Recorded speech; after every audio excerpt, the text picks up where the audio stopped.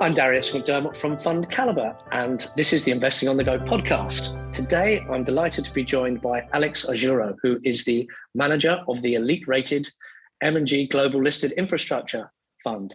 Alex, good afternoon. Good afternoon. Thanks for having me, Darius. That's our pleasure. Nice to talk about infrastructure. It's a niche investment asset class, but one which have become more and more popular, I think, with investors over the last few years. So let's start with utilities. It's a big part of the sort of global infrastructure universe. And by utilities, I'm talking about electricity companies, gas, water, that sort of thing. I'd like to talk about how you feel impact of rising energy prices have affected utilities, and with respect to obviously our home market here in the UK, whether those price caps meant some utilities have struggled. Well, it's actually a complicated question because for the most part, prices are a pass-through for traditional utilities businesses. The price caps and the issues around natural gas prices, particularly here in the UK, are more an issue for supply companies, which we don't invest in. And as we well know, a number of those companies have failed. And of course, the gas will keep flowing, the electricity will keep flowing to households, but it does highlight some structural issues in energy markets that certainly a number of our companies can capitalize upon, particularly those with natural gas infrastructure exposure, Darius. So, and you invest in those supply areas then?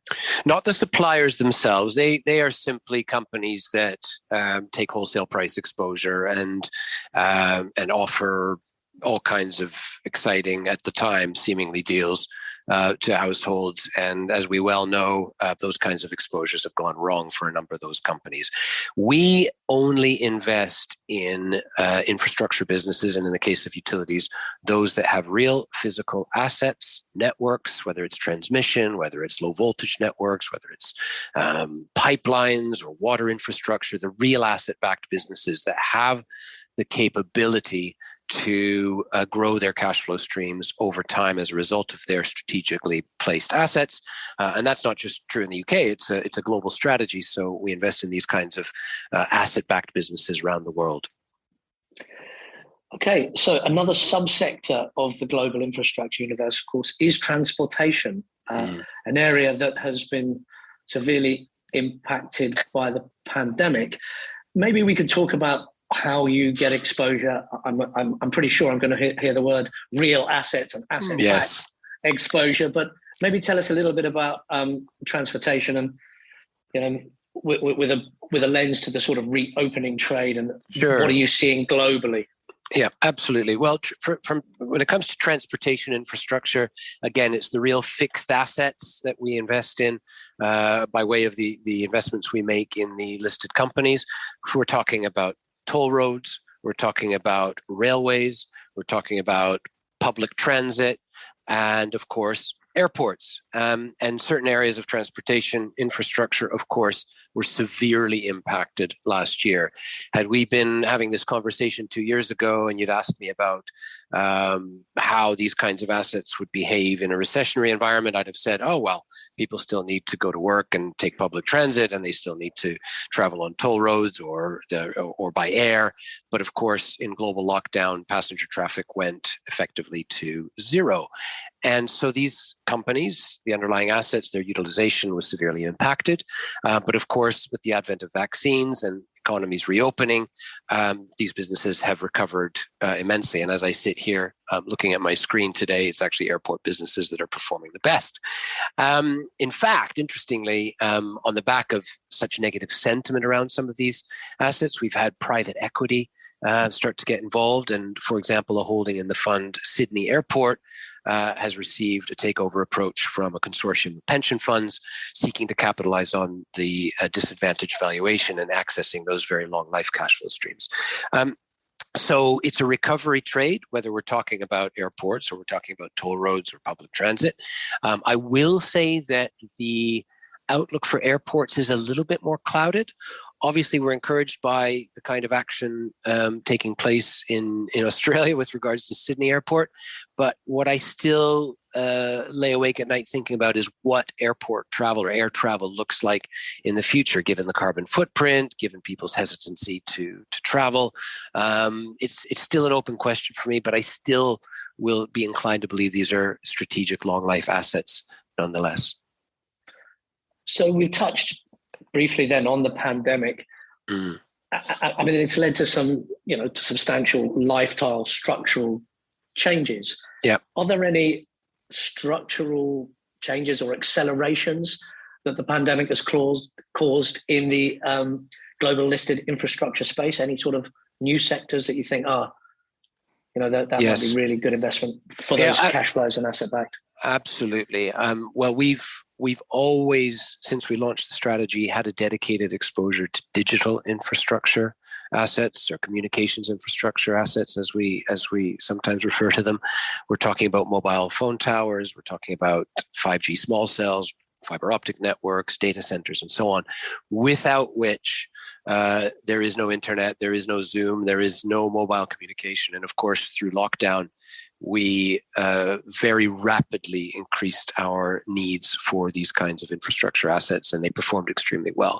I think there has been a paradigm shift that will be somewhat permanent, with more flexible working arrangements, and in some cases, digital infrastructure replacing the need for transportation infrastructure, where people choose to hold meetings virtually rather than face-to-face, at least in the short to medium term. Where we end up long term is still an open question, but even the advent of people working from home more and more, I believe from your backdrop, you're working from home today, Darius. I am as well. I will be in the office tomorrow, but it's still mix and match. And digital infrastructure, if nothing else, has become increasingly important to us, whether it's for work or even entertaining ourselves at home. An obvious follow-on question then is about transaction infrastructure or payments infrastructure. I think this is, again, another growing part, accelerated e-commerce because of the pandemic. Most people sort of saying that e-commerce got a 4 or 5 year boost, and that trend is unlikely to unwind. How do you, if you do at all, go in the payment stroke transaction sector? Are you interested in sort of companies like Square or Visa, MasterCard? How do you play this? Well, exactly. We have also a dedicated exposure to transactional infrastructure. These are the backbones, the physical networks that accommodate an increasingly cashless society, and, as you put it, the significant growth in online purchasing, retailing, and so on. When it comes to choosing the investments, we have to remember our asset back requirement and criteria. So a company like Square, or equally a PayPal or a Stripe or something like that, is more of a front-end solution. Where we invest is in the networks themselves, which are represented by Visa, MasterCard, whose oligopoly collectively in many markets is a result and thanks to the control of the payments networks that they have. And by that, we mean fiber optic networks, data centers, which are able to accommodate billions of transactions per second securely and authenticate them as we tap our cards on the readers at Pret or wherever else. Another obvious winner from the pandemic is logistics and warehousing, as that increased volume of e-commerce, which we touched on in the last sort of question. Do you take exposure to that? Because that's physical and presumably cash generative. Do you like that space? We've not yet delved into the actual warehousing type assets. Where we get our exposure is, as I mentioned, the payments networks, number one. Yeah. Number two, the data centers that increasingly need more and more capacity to accommodate the growth in this area. So for one of our data center businesses, for example, the single biggest customer is Amazon. And as people consume more and more online and purchase more and more online, and Amazon has greater and greater growth, that is manifested in increasing requirements in the data center world. And then finally, those products need to get to market, and railway infrastructure is part of the solution, although we stay away from the last mile type distribution networks because we tend not to invest in delivery companies, those kinds of things. But the physical asset-backed railroads would certainly be served well by that trend.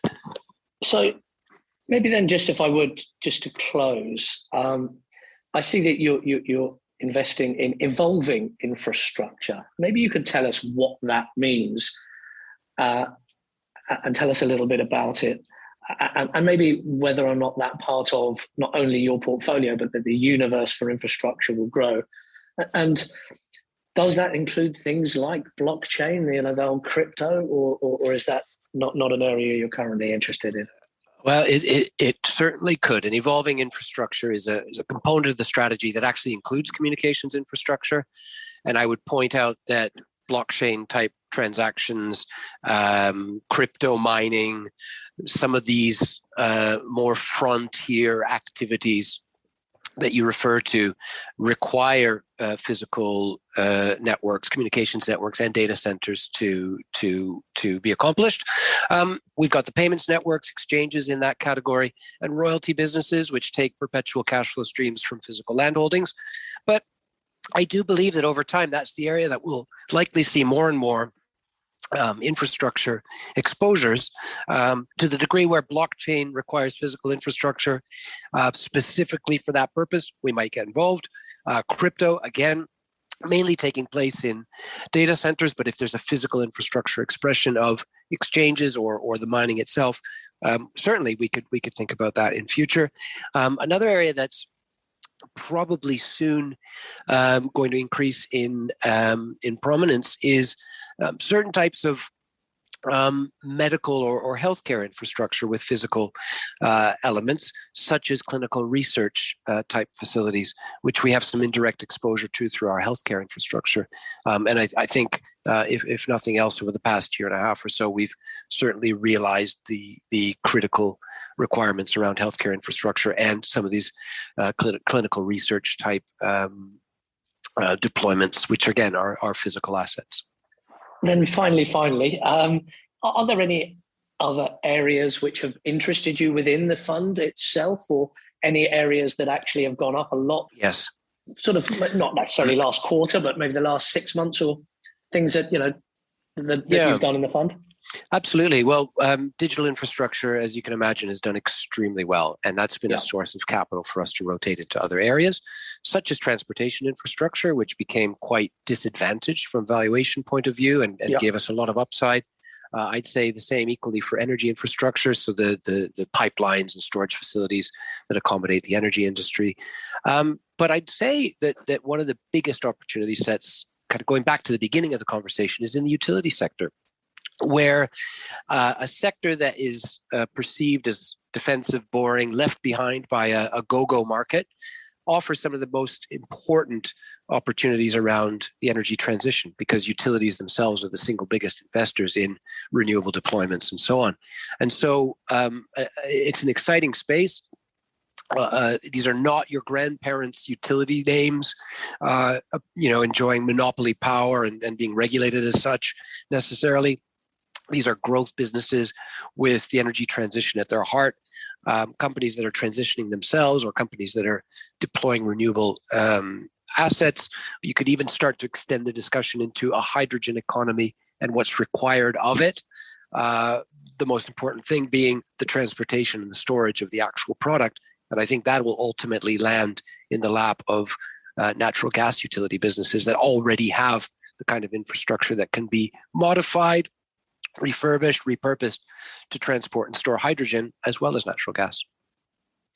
Alex, thank you very much for taking some time to talk us through infrastructure and some of its own subsectors. If you would like some more information on the elite-rated M&G Global Listed Infrastructure Fund, please do visit FundCalibre.com. And if you enjoy the Investing on the Go podcast, please do remember to subscribe wherever it is you get your podcasts. Please remember, we've been discussing individual stocks to bring investing to life for you. It is not a recommendation to buy or sell. The fund may or may not still hold these stocks at the time of listening.